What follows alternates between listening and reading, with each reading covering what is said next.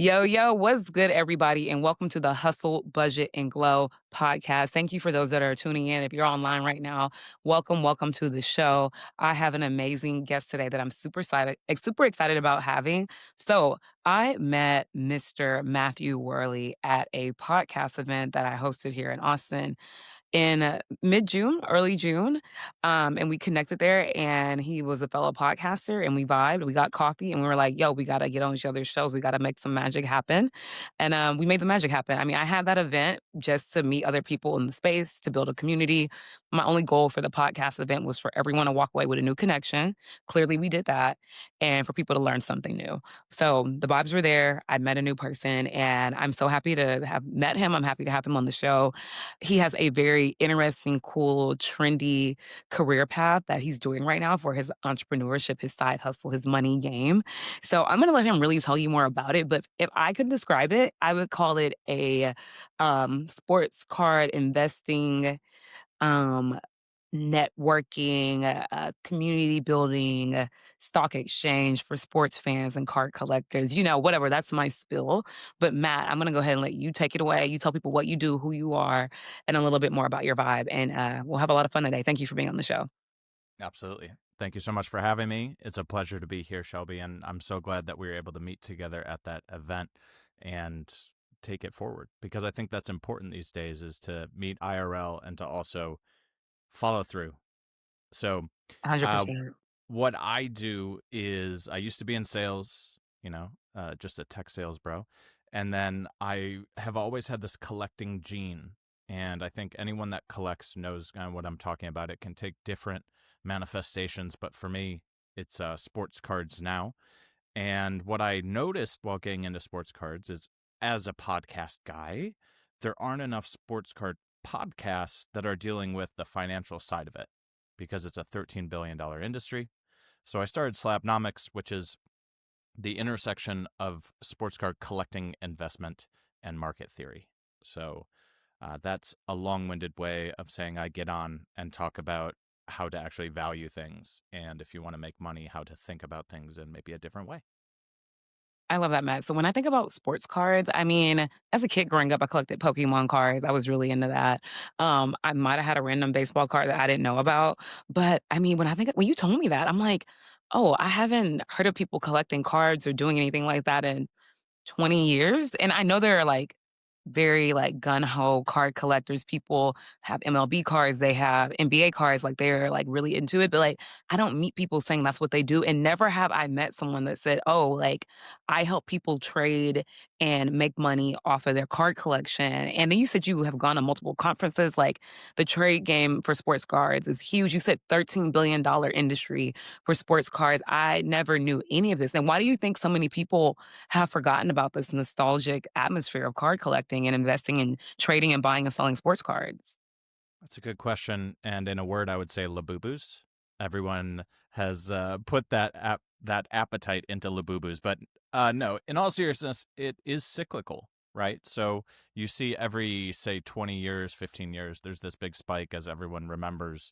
Oh, there's these little things that I can go and collect and share with people and build a community around, because I think we're all looking for identity, and I think that's the root of what sports cards are or anything you collect is I like this for me, not necessarily what it is. I talk about in one of my podcasts that there's a few different identities that these sports card collectors take. And it could be that I collect a certain player. It could be I get a certain team and get all of the players on that team. Or it could just be goats, right? Like a Kobe collector, LeBron collector, Gretzky, just all the big goats. And I think that's a manifestation of who you identify with. I like building sets because to me it's this completion that you get. You get to hunt things down, and at the end you get to look upon what you've built. Um, so yeah, there's a lot of different reasons why people do it, but I think it comes around every 15, 20 years when people have excess cash. So it's usually correlated to the market.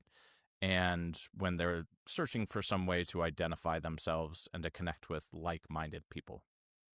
I didn't know that people were collecting a favorite player, a favorite like industry NBA versus MLB, or GOAT collection. And so it seems like people have a nostalgic, relationship with certain pathways for card collecting, from what you're saying, and they kind of resonate with what makes the most sense for them and like what brings them joy. And I guess for me, with that being said, are like people, you go to these trade shows, are people selling their favorites? Like, are people doing this full time? What on average do people make on income or on a monthly basis that are selling and trading cards, in this industry? And are they professionals or are they everyday people like me that, just want to make some extra cash or they just want to buy some extra pieces for their collection? I know I gave you a lot of information, but answer what you want, how you Okay. can. Okay. I think a lot of us, professionals and amateurs, are really the same thing to me. You start out as just someone who loves something and you start doing something. And the real difference, as James Clear says in Atomic Habits, is a professional is someone who is consistent. They show up every day and they keep doing it. So that's what it was for me. When I first started out, it was more of a hobby, something that I was just trying to do for fun and I was passionate about. I knew that I've always had this avenue or a brain neural pathway that really enjoyed collecting different things. Started out with rocks, as a kid. So feeding that appetite was really where I started. And then from there, it was how do I continue doing this in a way that adds value to other people? Because I believe that's how you build community and that's how you yourself become a member of a community. People value you for who you are, what you have, what you can contribute. And I think that leads to better connections. And I think it leads to a stronger community. So showing up, doing that every day, having my podcast go every 7 a.m. Tuesday morning is something that means a lot to me. And being consistent with that, responding to messages on my eBay store, showing up to the conferences, getting in, face to face with people at shows, that's what makes you become a professional, I think, and people trust you. So, 100%. so yeah, that's one answer to kind of the questions that you have there. But a lot of people show up and they don't usually sell their favorites because if they're your favorites, you usually don't sell, because they mean more to you than they'll ever mean to someone else. That's kind Right. of, to me, what a favorite is. If someone's willing to pay more than I would pay for my card, then sometimes I might sell it because it means more to them. So it's kind of funny when you look at it. There's this diverging stream of collectors versus flippers in sports cards. So if you're in it, there's the pure collectors who only collect what they like, and then the people that are looking to make money and also enjoy what they're doing, and they butt heads a lot. But what Oh, I find is they come together always because someone's always willing to sell if someone's willing to give more. And I think that's because money to me is energy. And if someone's willing to give more of their stored energy than I would, it's almost like it should go to them. So that's a different way that I look at money and how that bleeds into the collecting space. But everyone there is selling cards and trying to figure out how to make money, but also make those connections at the same time. yeah, because the money is important, though the connections are probably even more important, and look, at a conference, multiple people could have the same cards, but multiple Right. people are all different at the same time. No one is you. Even if they have the same set of cards, they don't have the same, like, unique aura that you have or the same energy that you have, and I love that you mentioned James Clear. Okay, Atomic Habits is a phenomenal book. If you have not read it, guys, definitely read it. I read that book a couple years ago, maybe 3 years ago, and it's just a great book. I think it might have a different cover than what it had before, but my cover, it's, like, white with little gold specks Hmm. and on it. Is that the one you have? That's the one I have. Yeah, Yeah, that's okay, the OG. that's the OG, yeah, maybe there are different versions, but I have the OG version, and, it was a phenomenal read. You really make me wanna go back and look at my notes that I highlighted in it, because I feel like when I go back to look at books that I've already read and I relook at my notes and my highlights, I have, absorb it even more than what I would have when I was first reading it. That's the whole point of keeping a book, right? It's a collector's item too, but I loved how you said people, are there for these different ideations for why they're at the conference. They're collecting, they're selling, maybe they butt heads, but they're all there for the community at the end of the day. I think community is super important. I talk about that a lot on my podcast. I don't care what you do, what kind of entrepreneur you are. Everyone that I've had on my show talks about building community, whether they are an accountant, whether they are a DJ, whether they are a sports card collector, whether they are a real estate agent. community is at the forefront of everything because you can't build a business, you can't build a lifestyle around having entrepreneurship or a side hustle. You can't build a career if you don't have community. Even if you're introverted, even if you're not that personable, it doesn't matter. In the world we live in today, where everything's digital, you kind of have to build community because you don't meet people in person as much per se as you did 10 years ago, especially in such a nostalgic space like what you're in. And my other question is, do you feel like these people at the conference are all sports fans? Or are they not necessarily all sports fans? They just love the card game that is surrounded for sports. What do you think? That's a good question, and the answer, as always, is both. So there's some people that truly love the sports. They're behind the things, and they know all the stats, and they look at the back of the card, and they can tell you what season the on base percentage was for Jose Canseco. And then there's guys that just enjoy the game. Um, Honestly, who I am, I just enjoy the hunt of things. So I try not to get emotionally attached, but some people do get emotionally attached to it. And there's different flavors and different ways for people to operate, and they can coexist with each other. And that's something that I always try and spread as far as my messaging goes. Hey, just because people are different doesn't mean your way is the right way or their way is the wrong way, right? Right. Everyone is totally different. There's 7+ billion people in this world. So we're all going to have differences. And that's actually what makes a community, is being able to be okay with differences and also share the things that you have in common.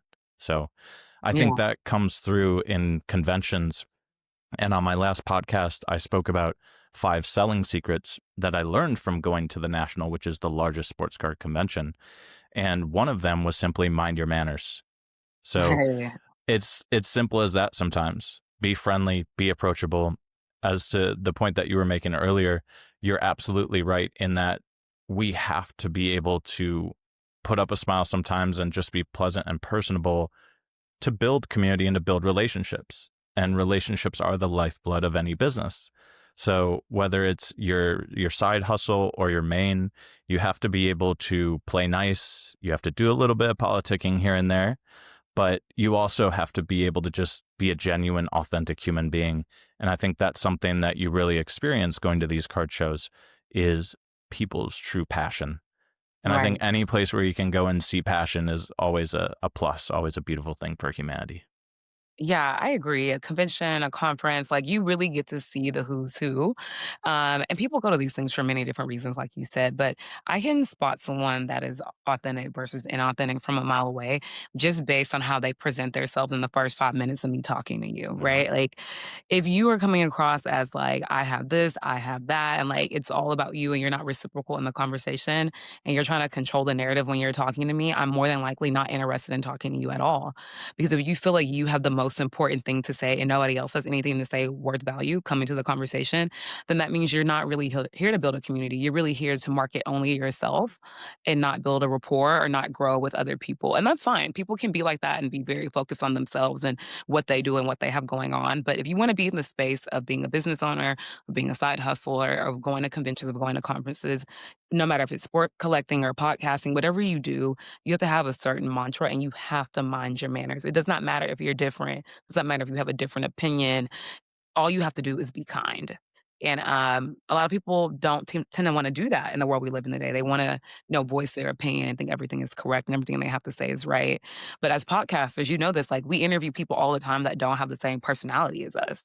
Uh-huh. And it doesn't matter. We are just trying to build something together. We are only both on this show to grow together. And everybody's collecting something, like you said. And when you said rocks, funny enough, I used to collect rocks as a kid. Oh yeah. I still have my rock collection. It's in a Jordan shoebox in my parents' house in another bedroom, like shoved to the back of a drawer. And whenever I go home in a couple weeks, I am going to take a picture of my rock collection. I have no idea what they're worth, if they mean anything, but I've had that collection over 20 years. So just so I'm gonna send you a picture of You it. better be sending me a picture of that. I 100%. will, I will, and I have, some Marvel comic books as well from, Oh, like, cool. the early '90s, late '80s that I collect. I'm a huge Marvel fan, so I'm Mm. I'm a collector too. I'm a collector of things that bring me joy. The rocks brought me joy then, not necessarily now, but, just so we're clear. But yeah, back to the sports. So something that has been picking up heat, getting a lot of traction lately is women's basketball. The WNBA has been Mhm. heating up. Okay, we got Caitlin Clark, we got Angela Reese, we got all these like new hot young comers, and people are going to WNBA games. I remember like for the longest, WNBA was damn near canceled. Nobody went to any of the games. But are you seeing people collect cards or sell cards or both in the WNBA sector? 100%. And I think Okay, Caitlin Clark was a huge catalyst for that. And she's launching a lot of movements that kind of are about growing the WNBA. Um, and I think that's a really healthy thing. And we all have to get behind that and figure out how we can make it so that these ladies aren't paid 80K a year and then have to do all these expenses, right? So right, I think we have to get viewership up. I think it starts with that, you know, little grassroots, because at the end of the day, it's about eyeballs translating into salaries. Because if we get more viewership, then advertising is going to make more money. They're going to be able to then make it easier to pay those players. So hopefully, that catalyst of Caitlin Clark is going to lead into action by us. You know, at the right. end of the day, we kind of forget that we have a say in this. So I think that is going to affect also the card market a lot. We're already getting a lot more traction, and her jersey sales are just through the roof Really? compared to all historical, yeah, women's players. So she's huge. She's like a cultural phenomenon, kind of like the ladies in the 1998 World Cup, Okay. Mia Hamm Yeah. and those Alex Morgan, right? She's kind of reached iconic status, which is always really cool to see, and it always has positive effects going forward. No, yeah, she's killing it in the WNBA game, and I'm loving to see the ladies win. I feel like they are putting Angel Reese against each other, against Caitlin Clark. They always have them plexed up in the media and like who's doing what and how they are at games. I don't like Mhm. the competitive vibes of putting two women in the same sport against each other, right? Like they can both be great players in their own right, and they have their own lanes, they have their own brand deals. I just want to see them both win, right? And by any means, I'm not a basketball player, but I am a basketball fan. And I agree with viewership. Like, I'm glad to see women getting sneaker deals, right? Like, that was Mhm. not a thing. WNBA players getting sneaker deals 5 years ago. I didn't see it. I wasn't checking for it. I'm a sneakerhead.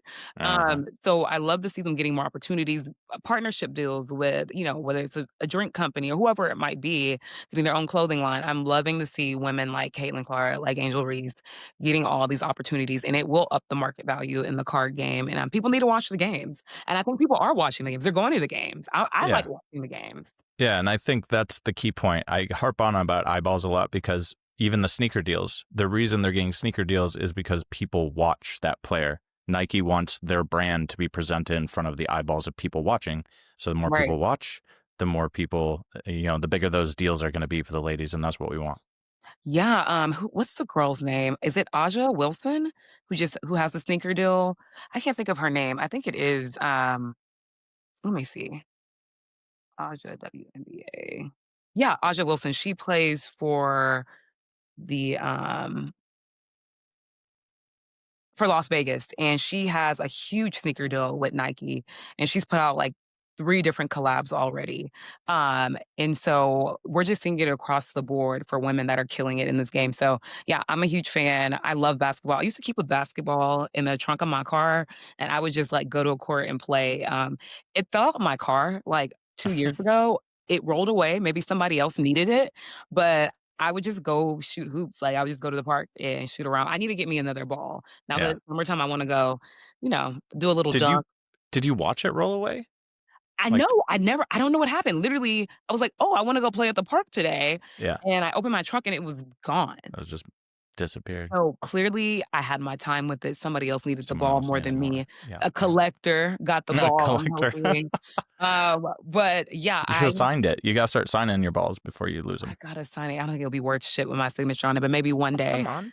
Maybe one day, right? But I gotta get me a new ball. I need to go to Walmart or Academy, Mhm. grab me a Wilson or what are the brands are there for the balls? I don't even know. Do you know I what are the haven't bought a basketball in so long. exactly? I couldn't even tell you, Yeah, but I need to, do a quick game of horse. Nothing too crazy. Like best sure. I can do at at this point in my life. Yeah, yeah. I can do a little cross, but yeah, we'll You can't see. dunk?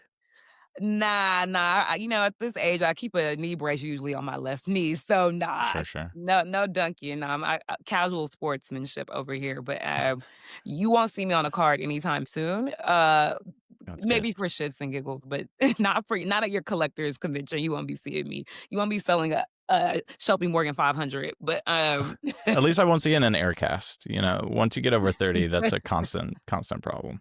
constant problem. Really, exactly. No, but I'm loving having this conversation because I feel like people don't talk about, sports and the different avenues it has, right? We're all Mhm. focused on the games, we're all focused on the merch, but we're not talking about the other avenues of sports. And again, I really think people are not talking about this nostalgicness of sports cards, what it looks like, the investing part. And again, back to the number of 13 billion. Has that number grown since the 90s or has it went down or has it had an up and down trajectory? Oh yeah, that's grown a lot, and it's currently grown at about 8% forecasted. Wow. CAGR, CAGR, In the calculated past annual year? Is growing compound annual growth rate. No. So that's what's expected over the next 3 years. over the next When, 3 years. Okay, yeah, just got you. someone's market research insights that I was reading a few months ago. So someone's best guess, but it goes in waves. It really does. 2020 to 2021 was this massive, massive spike. So if you look at any charts, which I do because I'm a nerd, Right. if you look at any of these charts, they always have this huge, huge spike that came out of nowhere for 2021. And that's because of COVID, right? We have all Right. these different market effects that come through our daily lives. And COVID was a huge one because we're all now stuck at home. We're finding ways to connect with each other that doesn't have to do with IRL. And card collecting was a big one. And it was a big way for people to feel that they could fuel the appetite of maybe a side hustle, of just not becoming stir crazy, something to take their attention. And then nostalgia came through on a big wave there. Mhm. So yeah, it was really massive. I think 3 to 4x a lot of the prices that we see right now Wow. happened 5 years ago in 2020, 2021, because so many people entered into that collecting phase. The pandemic made entrepreneurs out of a lot of people. It Mhm. made the pandemic invented a lot of side hustlers. It really did. It made people realize I don't have to deal with this 9 to 5. I probably got laid off during the pandemic. Most people did, right? So it's like, what can I do now that can bring me some income, that can also have a joy factor behind it?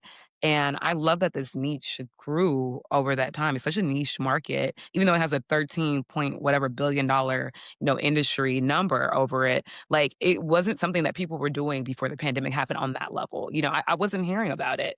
But I love that nostalgic, in this vibe was brought back from the pandemic. People were sitting at home, whether they were a sports collector, they loved the game. They were like, hey, you know what?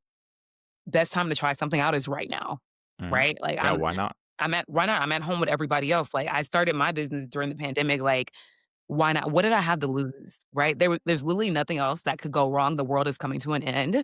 Let me or is has ended and it shut down, right? Let me do something with the time that I have that brings me joy, that interests me. Mhm. So that's so cool that, you brought this idea to life, something that you've always kind of did. Like you said, you've been collecting since you were a child. And now it brings you income, it brings you fulfillment, it brings you joy. But do you like sports, Matthew? That's what I really want. Are you a sports person?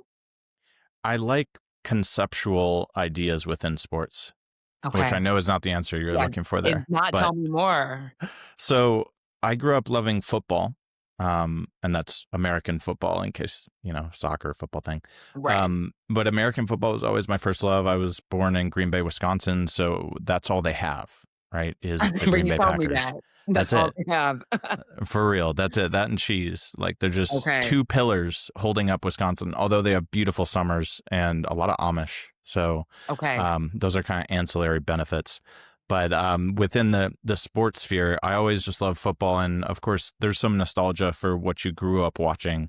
And I was lucky enough to have my team win a Super Bowl when I was 6. So being able to experience that, I think there's a lot of peaks and valleys in life. And we remember both. And I think most of the memories that we have within life are those peaks or the valleys. So we always remember those spikes, and the spikes of the Packers winning the Super Bowl was a big one for me. But as I've continued to watch, I've gone through different phases of my sports fandom. I think I started playing fantasy football in 2007, so I Okay. was pretty early on that train. And then because I'm a nerdy guy that's just hanging out in the spreadsheets, I went Right. way too hard in it and tried to make it into somewhat of a business. And then I ended up being in like 24 leagues a couple years ago. What? And these aren't just like casual leagues where it's just like chill work bros. This is like people putting in $250 and like Per league? 3 or 4 hours a day on it. It's dynasty league, so you keep your team year to year and you make trades and like trade draft picks and all these things. And after getting to that level, I just realized that there's this phrase: play stupid games, win stupid prizes. That's my favorite phrase, Matthew. I ask my dad. I say it all the time. That's why I Yeah, laugh. yeah. I remember we shared that. And I did that and I was like, you know what? That's exactly what I'm doing here. What am I winning here? Maybe if I win $1,000 after all of that, the hours that I put in Right. to do that is just silly. Right. And you're not really building relationships a lot of the time because these guys are looking at like I do, which is more of an analytical, like I own this team kind of thing. So that was one phase of sports fandom. And then I also just love watching the games and watching the chess aspect of American football because you have 11 players on each side going against each other and they have different ways that they can move and different ways they can be utilized. And the coaches have different schemes and strategies that they put in place. So I love watching that aspect of it and seeing a beautiful play. Right. And then there's other sports I think that have different vibes and different ways that they scheme and different things that are important, right? Basketball is all about like consistency.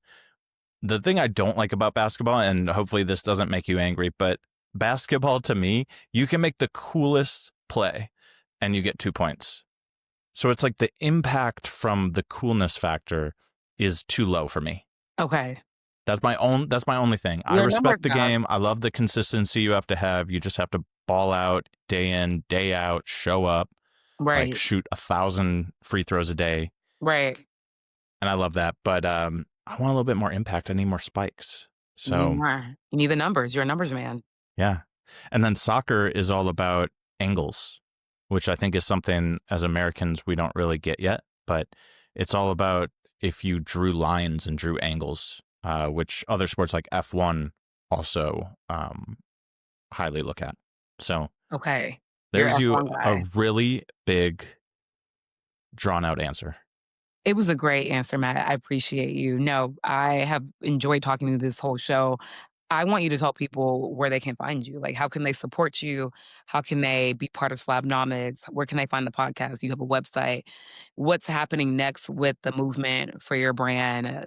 Fill the people and listening. Absolutely. Thank you. So you can find me anywhere podcasts are, which includes YouTube, Spotify, Apple Podcasts, and all those weird little ones that sometimes people listen to. Right. And that's at Slabnomics. You can also find me on Instagram, where I do a lot of creator content around that space. Usually when I drop, which is every Tuesday morning at 7 a.m. Central, I'm going to try and do something creative with my drop, just make it interesting for everybody so it's not just the same old thing. And just one more note of kind of an aside here for you guys. I do try and wrap in universal things. So when I'm speaking on the podcast, I'm trying to be cognizant that not everyone is even into sports cards that's listening to me. Right. So a lot of what I'm trying to talk about is going to be universal concepts. As an example, I think that you make money in the margins, not in the, you could say, the majority. So, I buy a card for $100. I'm not usually going to sell it for more than $100. It's more about the margins being I'm really friendly, so I get good deals with people. I build relationships, so they find opportunities and bring them to me. Those are ways that you can make margins.